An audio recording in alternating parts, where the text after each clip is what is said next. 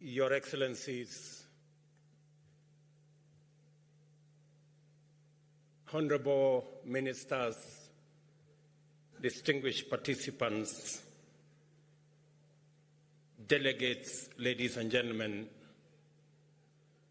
good morning and welcome to Kenya.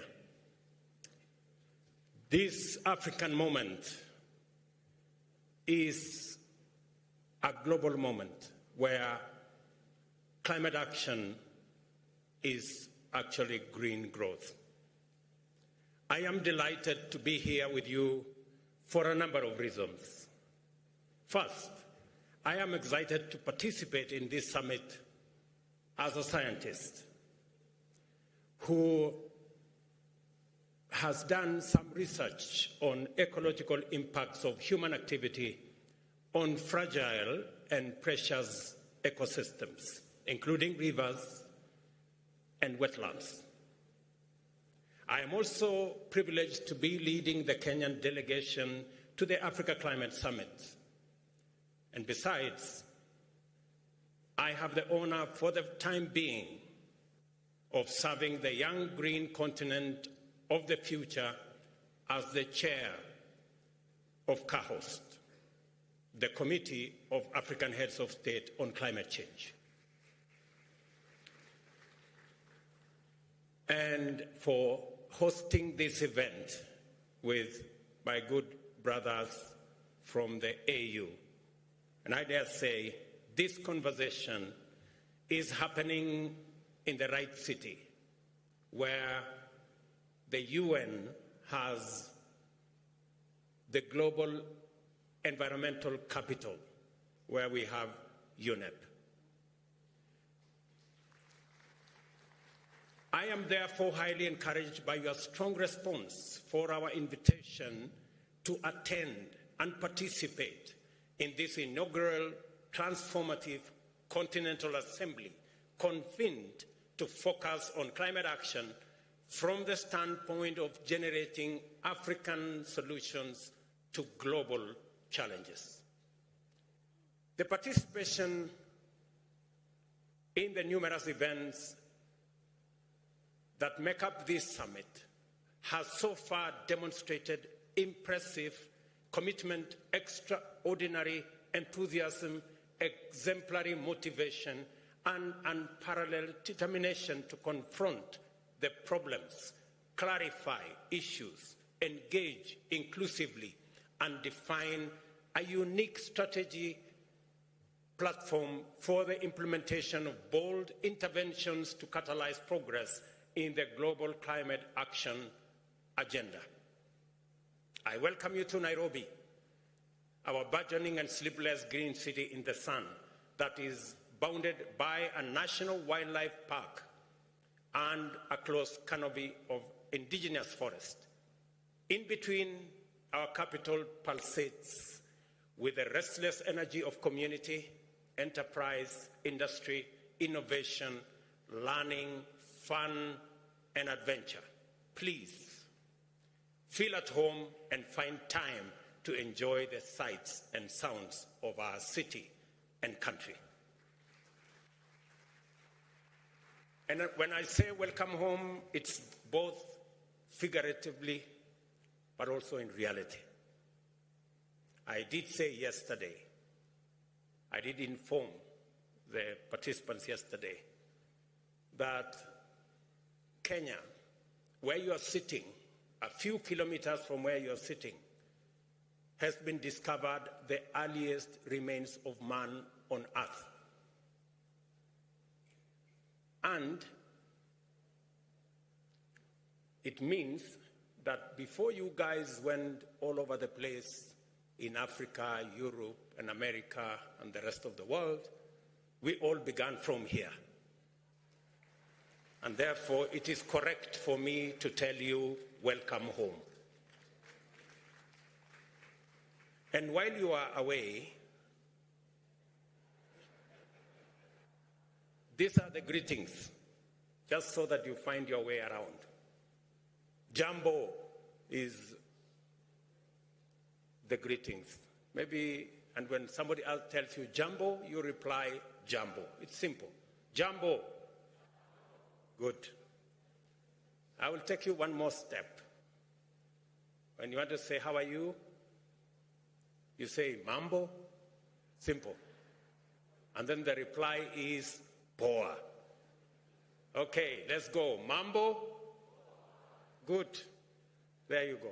So I'm sure you'll find your way around with that. Africa is a very young continent.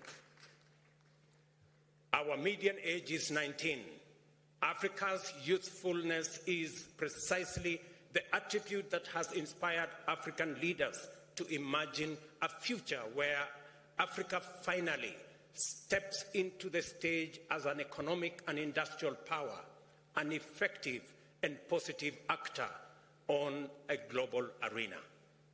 I am very proud because of this realization, and it has motivated Africa's leaders to create meaningful opportunities for young people to participate in, contribute to, and take charge of consequential endeavors in many sectors.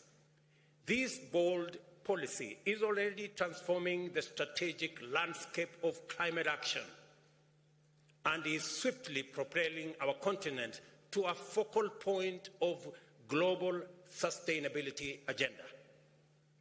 On Sunday, at the Youth Summit, we saw for ourselves the immensity of the potential that we can unleash simply by facilitating positive youth action at all levels in every sector. Potential and opportunity are both futuristic propositions. The African Climate Summit has been designed to enable us locate our intense engagements and the most energized discourse in order to facilitate imaginative, problem-solving, and innovative interventions that are bold enough to meet the critical challenges of the present and future times. This is why potential, opportunity, the future, and youth are recurrent themes that underlie our interactions in this summit.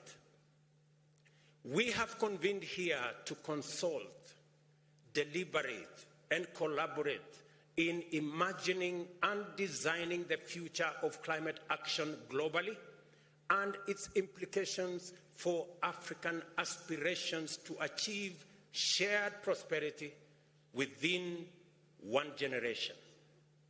This summit is dedicated exclusively to the transformation of potential into opportunity, the conversion of ideas into actions, and the turning of plans into results. It is about creating a firm consensus, designing effective strategies, securing commitments, and forging transformative partnerships that will drive climate action in the direction and at the rate required to pull our continent and planet back from the brink of a climate disaster.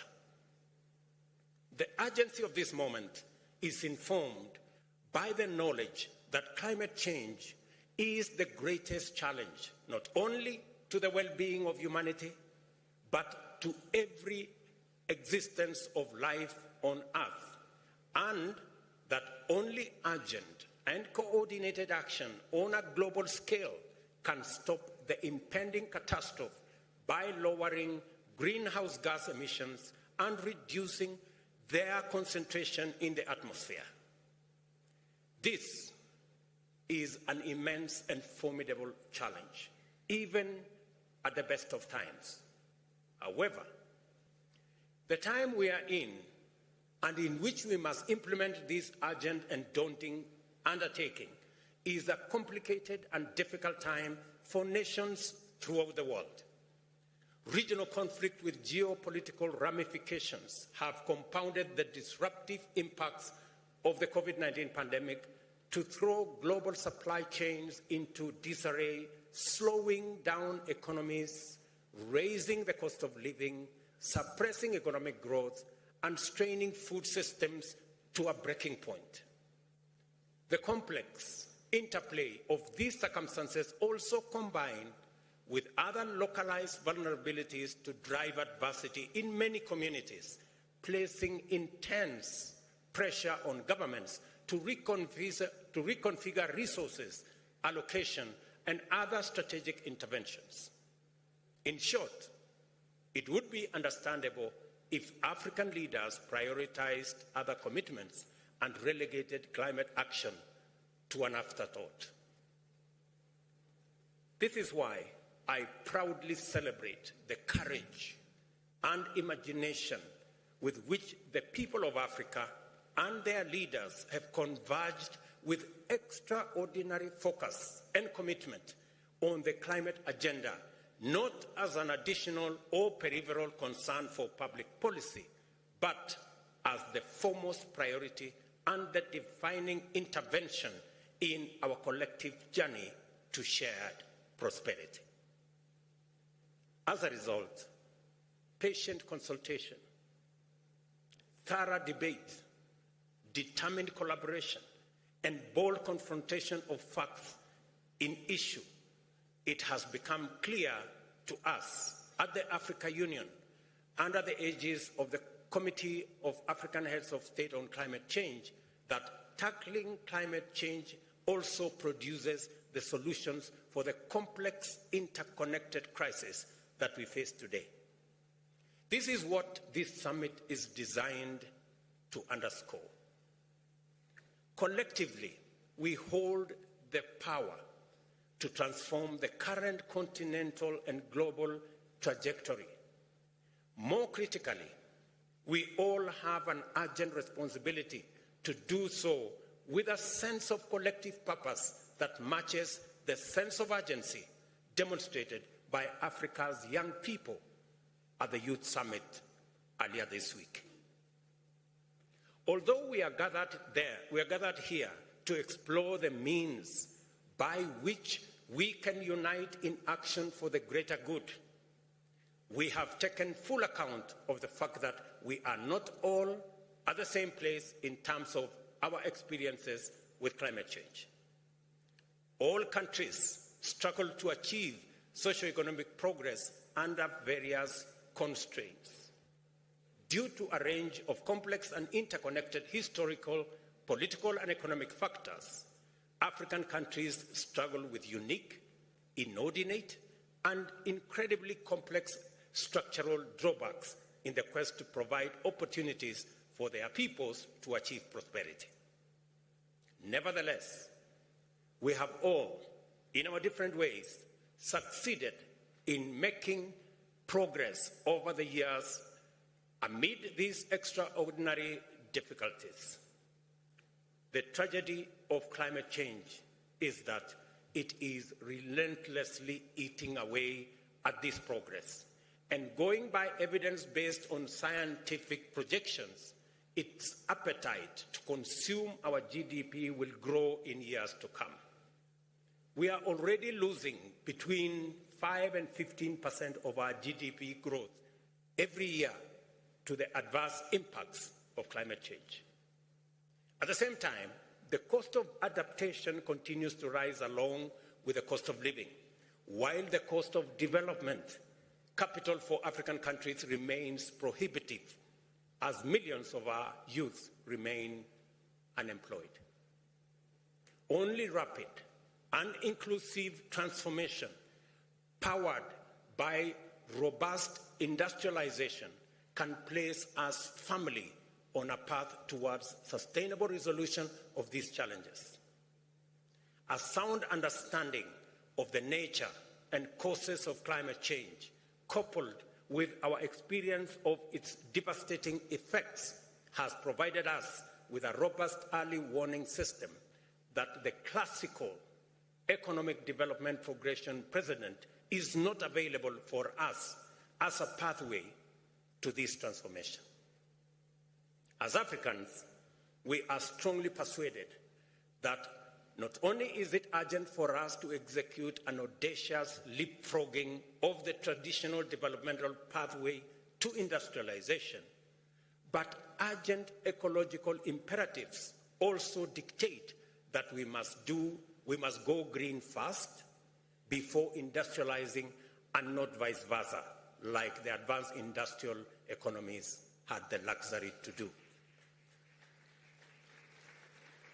I emphasize this point to underscore the principle underlying Africa's position on climate action agenda and the foundation of our strategic, institutional, and policy direction.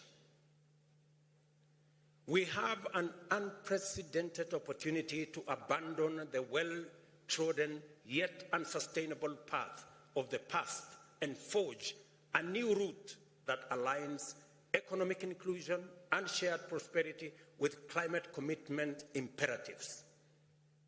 Africa's low rate of greenhouse gas emissions must not relegate us to the margins and footnotes of the global climate agenda. Africa must step forward as the cornerstone around which effective climate solutions are built. Yesterday, I encouraged participants in this summit to disregard the grievance standpoint and instead consider climate action imperative through an opportunity lens. As soon as we do that, a nexus of feasible sequences begins to emerge in an unbroken continuum from potential to opportunity, and through investments and technological innovation into green manufacturing and industrialization, including shared prosperity. Our untapped renewable energy potential, together with the world's youngest population of skilled, motivated, and knowledgeable industrial men and women, along with Africa's abundant endowment of natural assets from carbon sinks to arable land and mineral wealth, confer on us the indispensable fundamentals to swiftly become a cost-competitive industrial hub with ample capacity to decarbonize global manufacturing and green the economies of our continent, our neighborhoods, and the globe.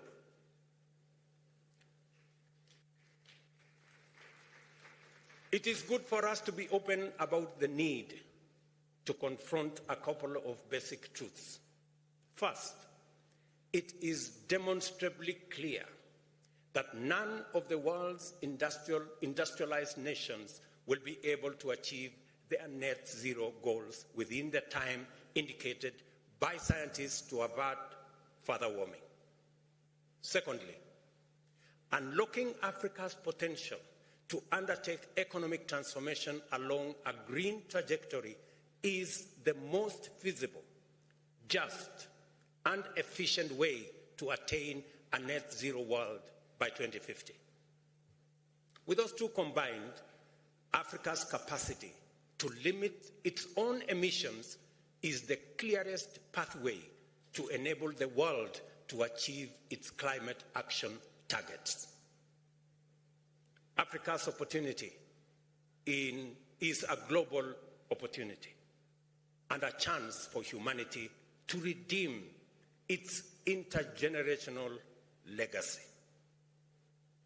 Scientific experts have consistently demonstrated, from analyzing available evidence and making projections, that this can be achieved while generating jobs in their millions, creating enormous investment opportunities, and catalyzing unprecedented economic growth. Under a proper green growth paradigm, climate action also serves as a robust engine for poverty reduction, employment and wealth creation, and economic transformation. By definition, effective climate action must entail technological leapfrogging to disrupt and invent the industrial development pathway and go green fast. It must also involve effective decarbonization of global production and supply chains and deliberate efforts to remove carbon from the atmosphere at scale. Understood this way, green growth aligns perfectly with opportunity-oriented perspectives of climate change, which presents Africa with its most important means of achieving stability, prosperity, and development beyond middle-income industrial status.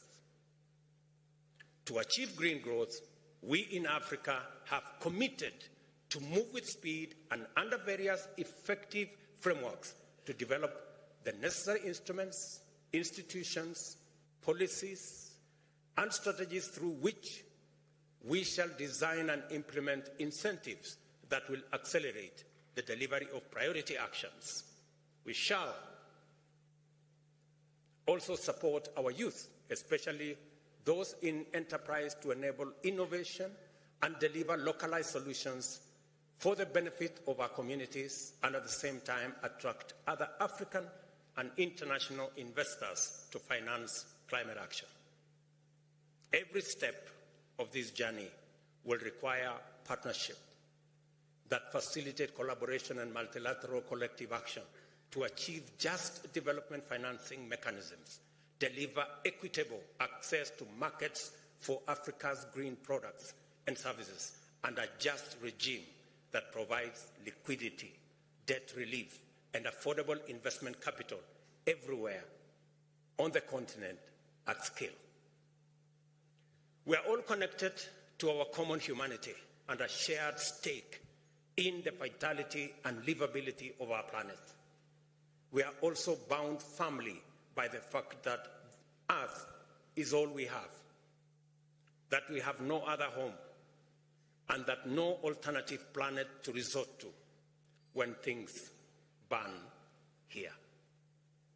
The most salient implication of this knowledge is that we cannot approach climate action and human development from a disconnected or adversarial standpoint. We cannot pursue climate action through insular, solitary policies. Global warming cannot be mitigated by air conditioning our little pockets and corners of the world. Prosperity cannot and must not be pursued in a zero-sum, exclusive fashion, because the resulting injustice and inequality are the drivers of inequity, poverty, conflict, and activities that threaten biodiversity and encourage pollution. We are all interconnected. That is a statement of fact. And this existential moment provides us with a unique opportunity to reconnect with our shared humanity. In this summit, you will have heard and will continue to learn more about the bold, transformative, innovative fruits of partnerships, cooperation, and collaboration that are already underway in various parts of Africa. I invite you to pay close attention to as many of these cases as possible, and assure you that you will be surprised, challenged, and inspired by the many wonderful demonstrations of bold initiatives in the face of many opportunities. That is the essence of this summit. It is an orientation, and in fact an orientation run designed to familiarize us with our journey into the future, driven by African solutions, powered by African resources, and anchored on African opportunities. The collaboration I have in mind must be bold in ambition, broad in scope for their vision, deep in terms of diversity of their stakeholders, and long in terms of their geographical reach. An impressive example that I have had opportunity to interact with is the Global Center for Adaptation, an organization based in Rotterdam in the Netherlands, whose constitution is an appealing emblem of our aspiration, from the aspirational design of its global headquarters and futuristic regional headquarters in Nairobi, comprising green walls and roofs, as well as rain gardens, to the collaborative culture of its staff. Unsurprisingly, the center is intended to inspire the world to thrive with nature instead of pursuing the dangerous course of seeking to thrive at the expense of nature. The center spearheads the Africa Adaptation Acceleration Program, a focal point collaboration with the University of Nairobi, Africa Development Bank, and the Africa Union Commission as part of the continent's response to the climate crisis. I am delighted to announce that as an outcome of this summit today, Kenya will host the GCA Africa headquarters here in Nairobi. Ladies and gentlemen, it has taken tremendous courage, effort, and determination to leave behind us the old continent that was historically profiled with intense negativity. The Africa whose people neither are there to be seen or heard has summoned the confidence and readiness to confront hard facts, engage truthfully, and forge a common position on critical issues that project a new, bold, radically transformative voice into the global discourse. And let me say here that we have discussed potential. And it is true, we need to have a conversation about Africa's potential. Why? Because we have been profiled negatively. The continent of disease, war, poverty. But we are stepping forward to say, look here, Africa is the continent with 60% of the world's renewable energy assets.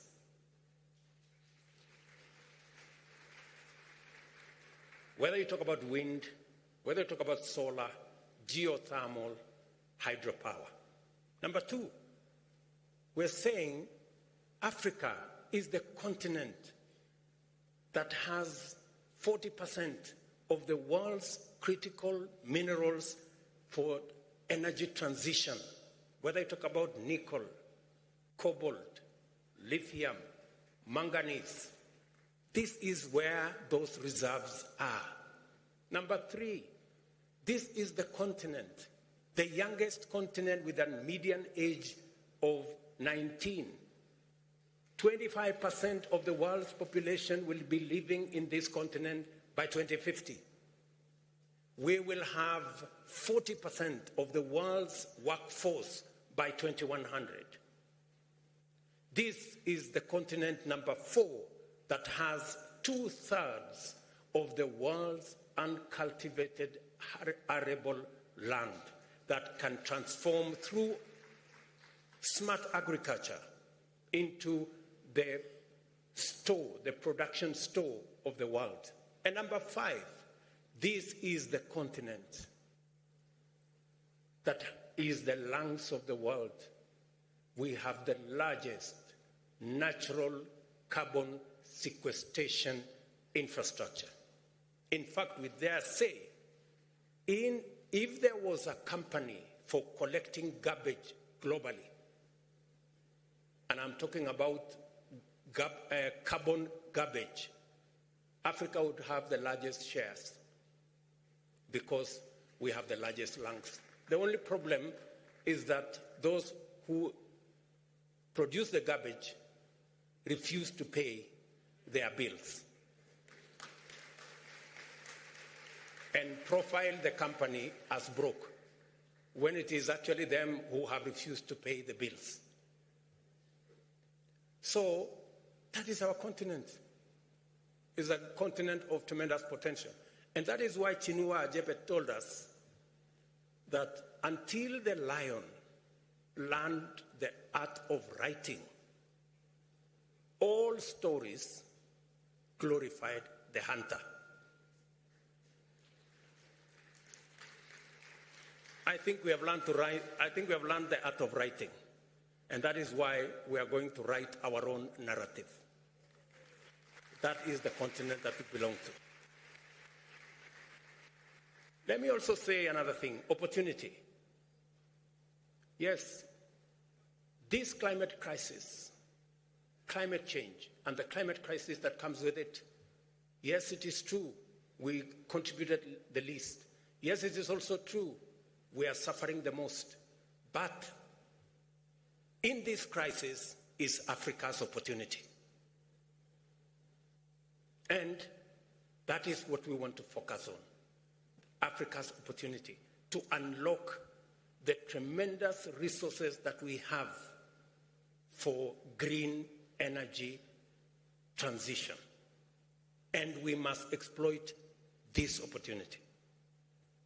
And number three, so that I conclude, is that this is the continent that has the highest investment potential.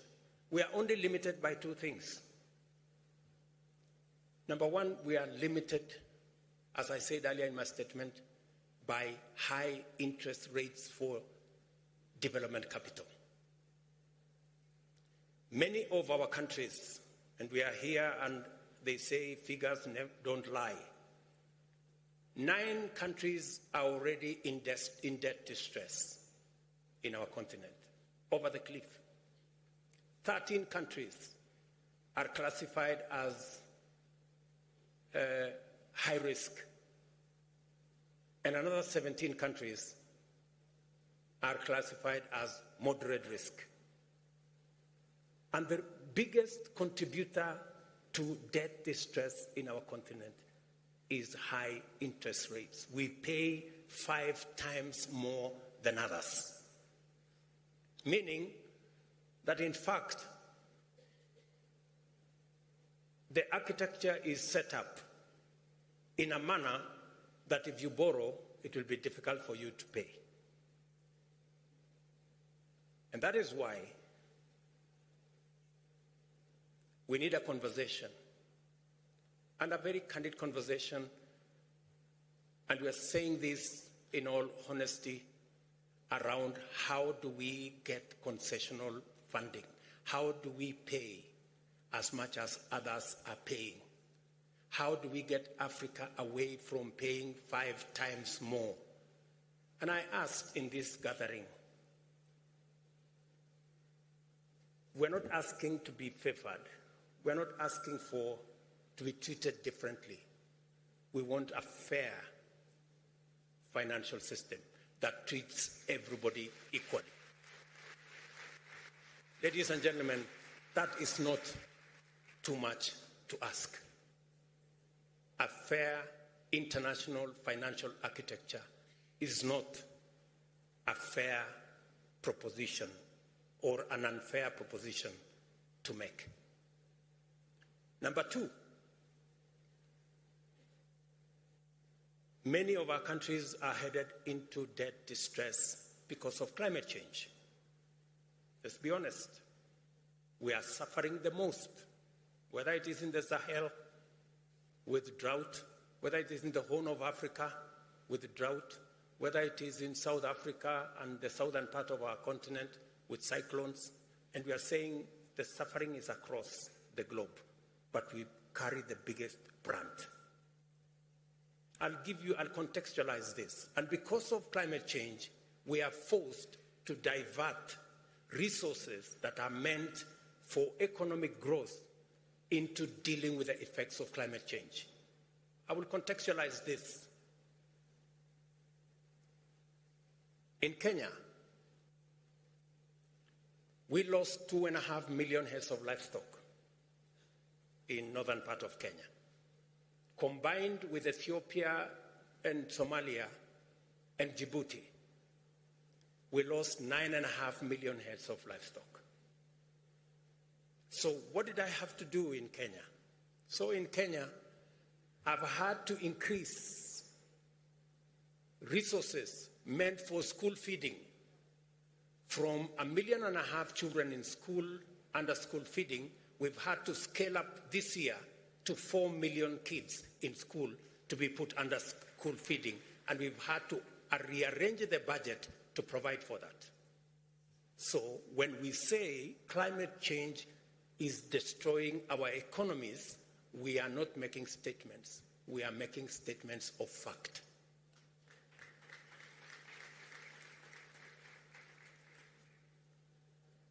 And that is what is driving many of our economies in that direction.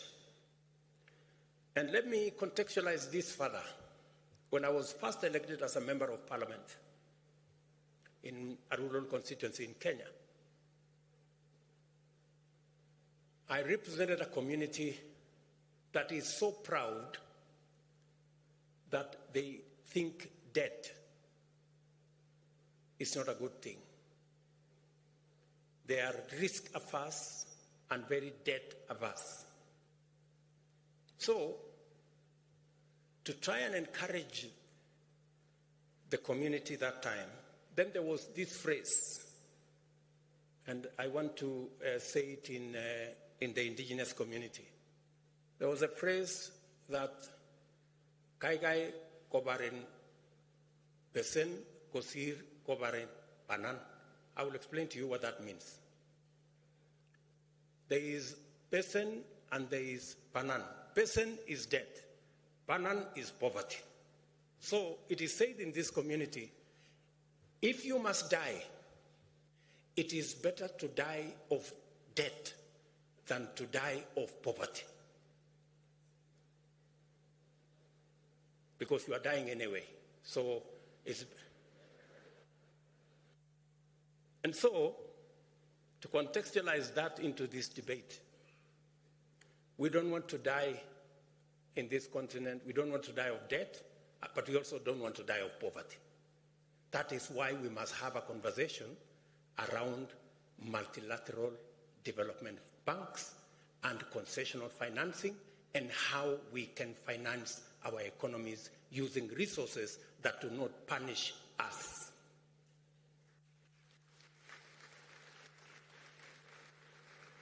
And when we make this proposition, we have tremendous respect for our multilateral development banks. They are doing their best. We have the best of respect for them.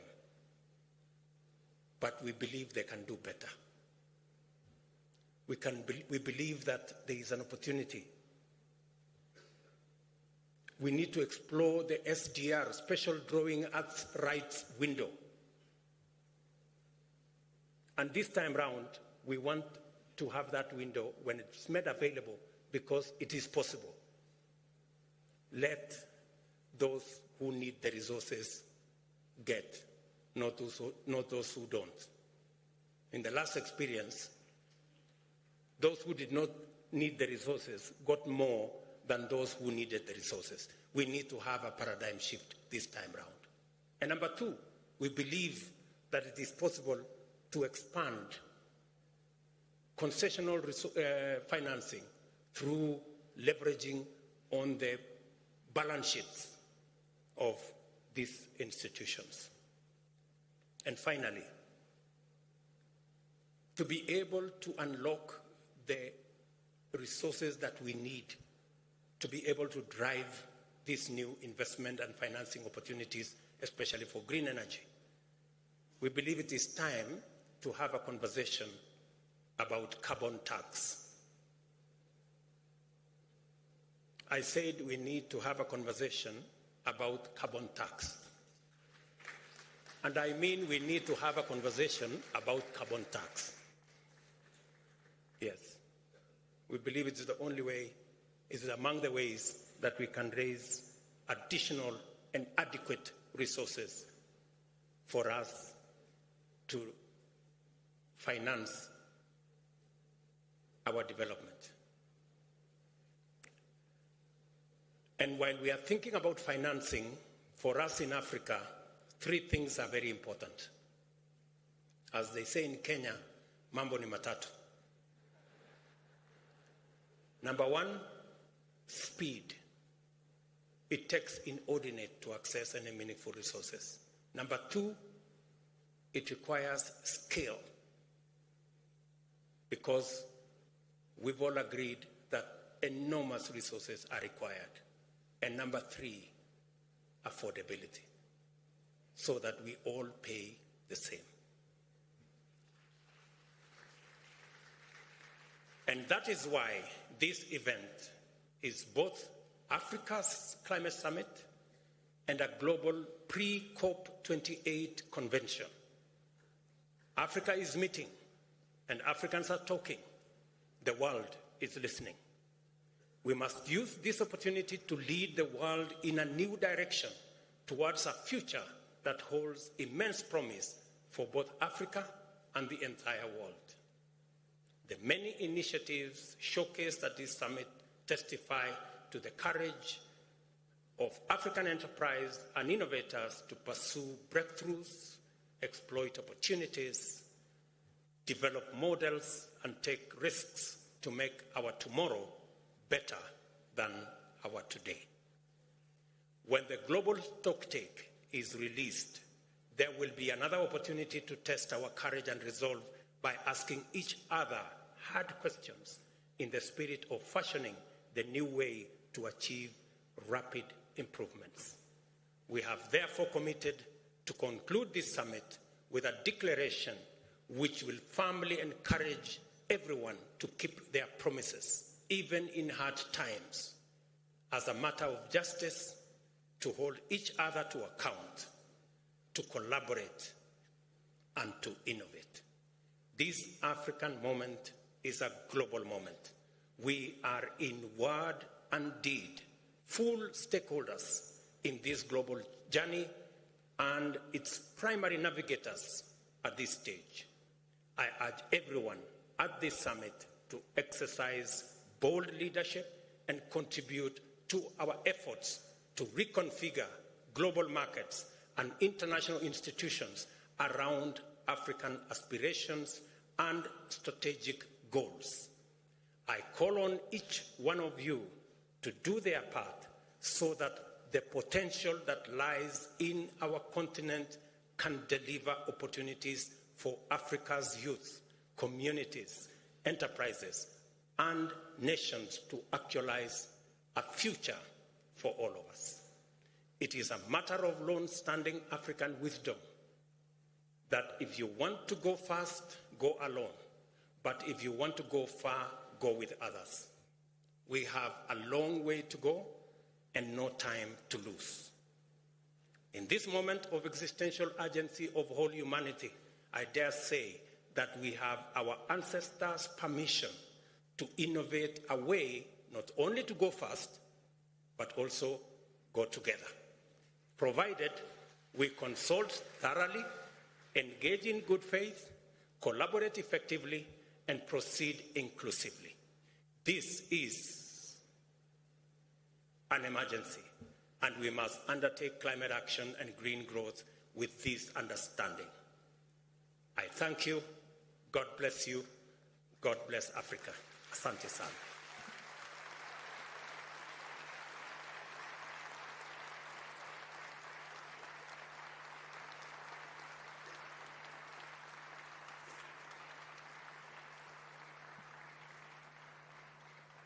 Your Excellency, you have some tasks to perform, so please come back to the stage.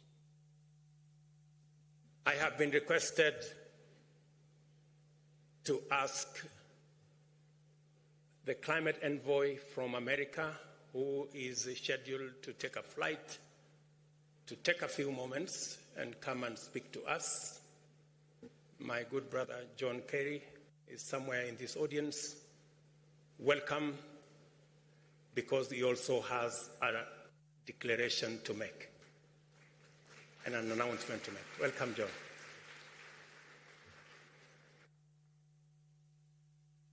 Mr. President, distinguished presidents, Your Excellencies, fellow ministers, colleagues, friends, ladies and gentlemen, I have a feeling that after that extraordinarily powerful presentation by President Ruto, nobody should say anything.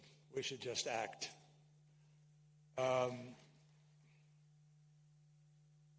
Maybe I should start by just saying jumbo. It works. Mr. President, thank you for convening everybody here. Over the years, I've been privileged, Mr. Secretary General, like you. We've been at many of these conferences, and the words come easily. The actions seem to have been more difficult over time. It's a great honor for me to be able to be here representing President Biden at this very important summit. And I want you to know, as I listened, and as you listened, I could feel this room, something is happening. This is different. I feel that. This is different. I think, Mr. President, I would just say to you, your leadership is palpable. We feel it. And in what you have said today, there is such a clear path ahead for all of us. Africa is meeting. Africa is speaking. Africa is deciding. And nothing could make a greater difference, I think, on a global basis, given what you just heard from the President about the remarkable resources that are here in Africa, about the young people who are thirsty, hungry for a future. And so Africa and this moment offer an enormous opportunity. This problem that we are facing is human-made. It's about pollution.